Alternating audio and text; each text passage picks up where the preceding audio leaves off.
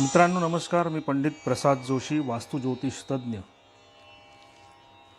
आजपासून सुरू होणाऱ्या शारदीय नवरात्राच्या सगळ्यांना हार्दिक शुभेच्छा. आजपासून आपण 9 दिवस देवीची सेवा म्हणून भारतातील काही देवी स्थानांची माहिती घेण्याचा छोटासा प्रयत्न करणार आहोत. सर्व मंगल मांगल्ये शिवे सर्वार्थ साधिके शरण्ये त्र्यंबके गौरी नारायणी नमोस्तुते. देवीच्या चरणी सादर प्रणाम. तर आजपासून आपण सुरू करत आहोत श्री महालक्ष्मी माता व महात्म्य. दक्षिण महाराष्ट्रातील प्रमुख शहर कोल्हापूर या ठिकाणी हे स्थान आहे. महाराष्ट्रातील मुख्य अशा 3.5 शक्तिपीठांपैकी कोल्हापूर हे एक पूर्ण पीठ आहे. ब्रह्मदेवाचा मानसपुत्र कोल्हासूर आणि त्याचा मानसपुत्र करवीर यांचा या ठिकाणी देवीने वध केला. त्या असुरांनी इच्छा प्रदर्शित केल्यावरून या शहराला कोल्हापूर व करवीर अशी नावे प्राप्त झाली. भृगुकुलात जन्म झालेल्या गरुडाचल नावाच्या एका ब्राह्मणाला माधवी नावाची एक कन्या होती.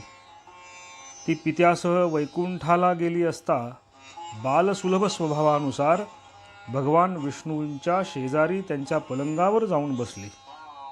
तेव्हा रागावून लक्ष्मीने तुला अश्वमुख प्राप्त होईल असा शाप दिला. त्यामुळे रागावून गरुडाचलाने तू हत्तीन होशील असा तिला शाप दिला. पुढे ब्रह्मदेवाच्या वरामुळे ती शापमुक्त होऊन श्री महालक्ष्मी या नावाने प्रसिद्ध पावली. कोल्हापूर येथील श्री महालक्ष्मीचे देऊळ प्रेक्षणीय आहे. देवळाच्या प्रांगणात प्रवेश करण्यासाठी 4 प्रवेशद्वारे असून पश्चिम दरवाजाला महाद्वार असे म्हणतात. विस्तृत आवारात श्री महालक्ष्मीच्या प्रमुख मूर्तींबरोबरच श्री महाकाली, महासरस्वती, कात्यायनी, शाकंभरी इत्यादी देवतांच्या मूर्ती आहेत.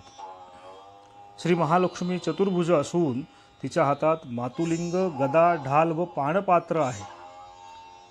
डोक्यावर नागफणा आहे. मुकुटावर लिंग व योनी यांच्या आकृत्या आहेत. मूर्तीची उंची सुमारे 3 फूट असून ती काळ्या पाषाणाची आहे. काही वर्षापूर्वी मूर्तीवर वज्रलेप करण्यात आला. वर्षातून ठराविक 3 दिवस सायंकाळी मूर्तीवर सूर्यकिरणे पडतात. त्यावेळी रत्नजडित अलंकार देवीला घातलेले असतात.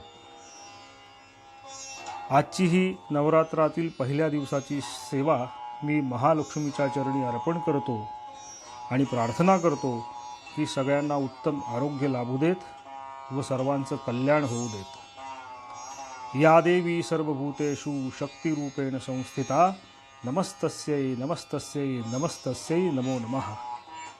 पुन्हा एकदा सगळ्यांना शारदीय नवरात्राच्या हार्दिक शुभेच्छा.